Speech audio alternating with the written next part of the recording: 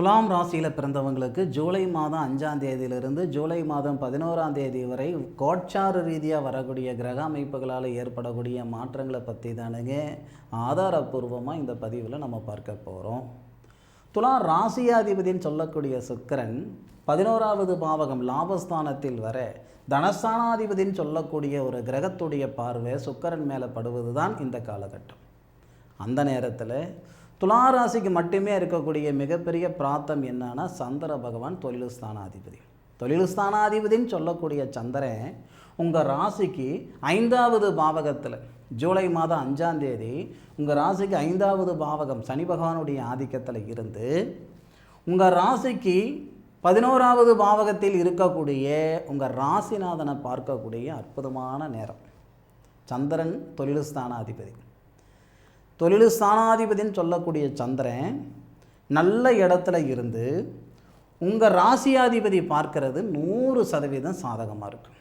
துளாராசியில் பிறந்தவங்க எத்தனையோ பேர் படித்த படிப்புக்கு உண்டான உத்தியோகம் இல்லாமல் இருக்கிறனுங்க, வாழ்க்கைக்கு ஏற்ற வளர்ச்சி இல்லாமல் இருக்கிறனுங்க, யாரோ பிழைக்கிறதுக்கு நான் கஷ்டப்பட்டுட்ருக்கிறேன், வேலை இல்லாமல் இருக்கிறதுக்கு ஒரு வேலையில் நான் இருந்துக்கிட்டு இருக்கிறேன்னு சொல்லக்கூடியவங்க எத்தனையோ பேர் இருக்க தான் செய்கிறீங்க.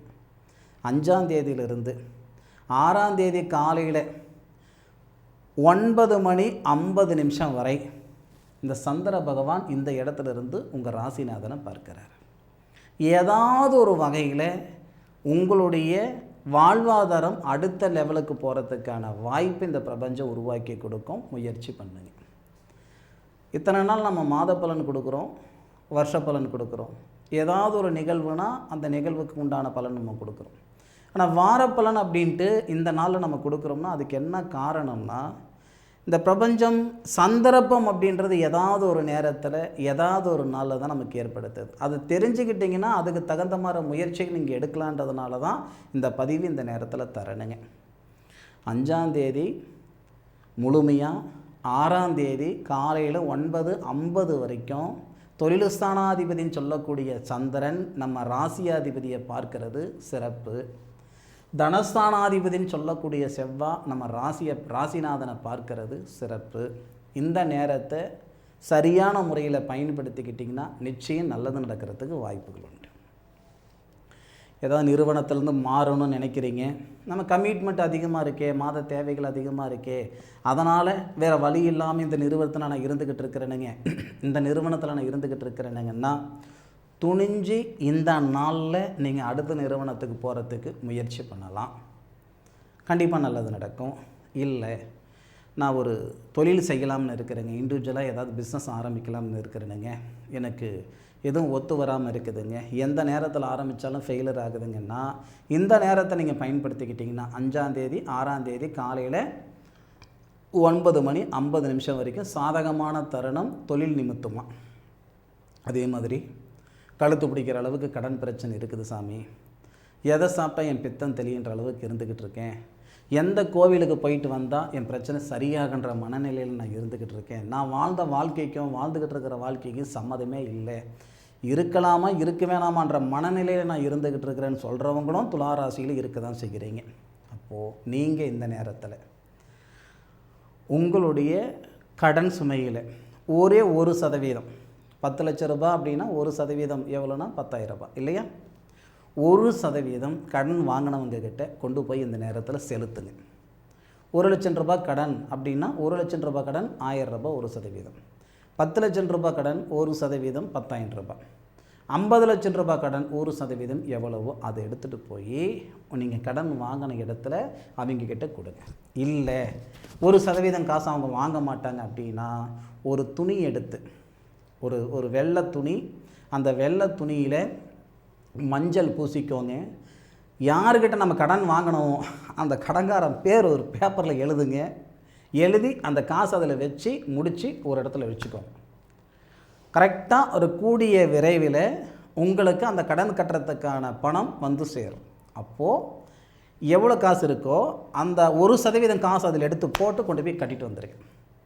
இந்த வேலையை நீங்கள் செய்யுங்க, நிச்சயம் நல்லது நடக்கும், மாற்று கருத்து இல்லை. துளாராசியில் பிறந்தவங்களுக்கு 6ஆம் தேதி காலையில் 9:50 8ஆம் தேதி சாயங்காலம் 4:58 வரை தொழில் ஸ்தானாதிபதின்னு சொல்லக்கூடிய சந்திரன் 6வது பாவகத்துக்கு போகிறார். இது நல்ல நேரம் தானுங்க, ஒன்றும் தப்பே கிடையாது. ஏற்கனவே துலா ராசியில் பிறந்தவங்களுக்கு 10வது பாவகம் தொழில் ஸ்தானத்தில் குரு இருக்கார், 6க்குடைய கிரகம். அப்போது 10க்குடைய கிரகம் 6வது பாவகத்தில், 6க்குடைய கிரகம் 10வது பாவகத்தில் கிரக பரிவர்த்தனை. அப்போது தொழில் ஸ்தானத்தை இந்த குரு பார்க்கிறார், தனகாரகன் பார்க்கிறார். அப்போ நம்ம திறமையை வெளிப்படுத்துறதுக்கு உண்டான நேரமாக இருக்கும். இது நம்ம படித்த படிப்புக்கு உண்டான உத்தியோகம் கிடைக்கலாம், வெளியூர் சார்ந்த வேலை வரத்துக்கான வாய்ப்புகள், வெளிநாடு சம்மந்தப்பட்ட வேலைகள் உருவாகிறதுக்கு வாய்ப்பு, நம்ம உடல் ரீதியாக இருக்கிற தொல்லைகள் சரியாகிறதுக்கான வாய்ப்பு, போகாத இடத்துக்கு போனன்ற பேர், செய்யாத தப்பை செஞ்சன்ற பேர், இந்த மாதிரியான ஒரு சங்கடங்களெல்லாம் சரி செஞ்சுக்கிறதுக்கான வாய்ப்புகள். இது எப்போ நடக்க போகுதுன்னா 6ஆம் தேதி காலையில் 9:50 இருந்து 8ஆம் தேதி சாயங்காலம் 4:58 வரை தொழில் ஸ்தானாதிபதி குரு பகவானுடைய ஆதிக்கத்தில் பரிவர்த்தனை யோகத்தில் இருக்கும்போது இது நடக்கும் வாய்ப்புண்டு. அதே மாதிரி 8ஆம் தேதி சாயங்காலம் 4:58 இருந்து 10ஆம் தேதி சாயங்காலம் 6:50 வரை தொழில் ஸ்தானாதிபதின்னு சொல்லக்கூடிய சந்திரன் மேஷத்தில் இருந்து உங்கள் ராசியை பார்ப்பார். நான் முதல்ல ஒரு நாள் சொன்னேன் பார்த்தீங்களா, அந்த மாதிரி இந்த 8ஆம் தேதியிலேருந்து 10ஆம் தேதி மீண்டும் இந்த பிரபஞ்சம் ஒரு நல்ல சந்தர்ப்பத்தை ஏற்படுத்துது. இது 2-3 விதமான நல்ல விஷயங்கள் ஏற்படுத்தும்.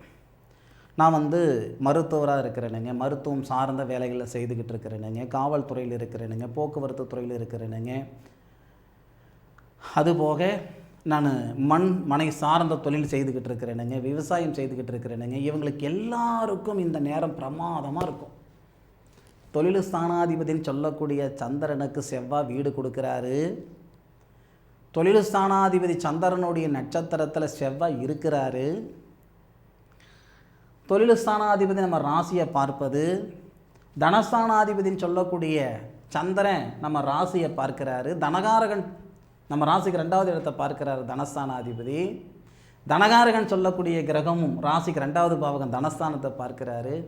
அப்போ 8ஆம் தேதி சாயங்காலம் 4:58 இருந்து 10ஆம் தேதி சாயங்காலம் 6:50 வரைக்கும் உண்மையிலேயே அருமையான நேரம் துளாராசியில் பிறந்தவங்களுக்கு.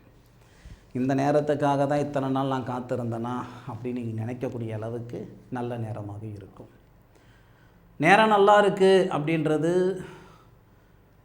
காதில் வாங்கிறது மட்டும் இருக்கக்கூடாது. அதாவது பட்டம் பார்த்து பயிர் செய்யின்னு சொல்லக்கூடிய வார்த்தை 3 மாதம் 6 மாதம் வளரக்கூடிய பயிருக்கு மட்டும் கிடையாது, நம்ம வாழ்க்கைக்கும் தான், வாழ்வாதாரத்துக்கும் தான். இந்த நேரத்தில் என்ன செய்தால் சரி வருமோ அது செய்திங்கன்னா கண்டிப்பாக உங்களுடைய வாழ்க்கையில் ஏற்றத்தை கொடுக்கும், மாற்றத்தை கொடுக்கும். அதில் மாற்றிக்கிறது இல்லை. வரக்கூடிய 8 தேதியிலிருந்து 10 தேதி வரை தொழில் ஸ்தானாதிபதி பார்வை நம்ம மேலே படுறதுனால தொழிலில் தொடர் தோல்வி, தொடர் நஷ்டம் இதெல்லாம் சரியாகிறதுக்கு வாய்ப்புகள் உண்டு. கழுத்து பிடிக்கிற அளவுக்கு பண பிரச்சனை இருக்குது, கடன் பிரச்சனை இருக்குது அப்படின்னா அதிலிருந்து நீங்கள் மீள்றதுக்கான ஒரு வாய்ப்பை இந்த பிரபஞ்சம் உருவாக்கி கொடுக்கும். பயன்படுத்தி பாருங்கள். அதே மாதிரி 10ஆம் தேதி சாயங்காலம் 6:50 இருந்து 11ஆம் தேதி 12ஆம் தேதி, ஏன்னா 12ஆம் தேதி நாள் பிறந்துடும், அடுத்த நாள் வந்துடும். அப்போ 12ஆம் தேதி உங்களுக்கு ராத்திரி 12 மணி வரைக்கும்னு வச்சுக்கோங்க. தொழில் ஸ்தானாதிபதி 6வது பாவகத்துக்கு போயிடுவார், நல்லா இருக்காது. 10ஆம் தேதி 6 மணி சாயந்தரம் 6:50 மேலே வெள்ளிக்கிழமை நைட்டு, வெள்ளிக்கிழமை சனிக்கிழமை சரி, சனிக்கிழமை ராத்திரி, அதான் ஞாயிற்றுக்கிழமை அதிகாலை சரி, இது வரைக்கும் தொழில் ஸ்தானாதிபதி மறைவு ஸ்தானத்தில் தான் இருக்கும். பெருசாக நமக்கு மாற்றம் வராது. கொஞ்சம் சூதானமாக இருக்கக்கூடிய நேர காலங்கள் அந்த நேர காலங்கள், சரிங்களா? அப்போ துளாராசியில் பிறந்தவங்களுக்கு வரக்கூடிய வாரத்தில் கோட்சார கிரகநிலைகள் என்ன, அதனால் எந்த மாதிரியான மாற்றங்கள் எந்த நாளில் வரும் அப்படின்றது சொல்லியிருக்கிறேனுங்க. இந்த பதிவு பற்றி உண்டான கருத்துக்களை கமெண்ட்டில் பதிவு பண்ணுங்கள். மீண்டும் அடுத்த ஒரு அற்புதமான தருணத்தில் துளாராசியில் பிறந்தவங்களை சந்திக்கும் வரை உங்களிடமிருந்து விடைபெறுவது உங்கள் வீட்டு ஜோதிட நண்பனான மா காளிதாஸ் மணிகண்டன். திருச்சிற்றம்பலம். வாழ்க வையகம். வாழ்க வளமுடன்.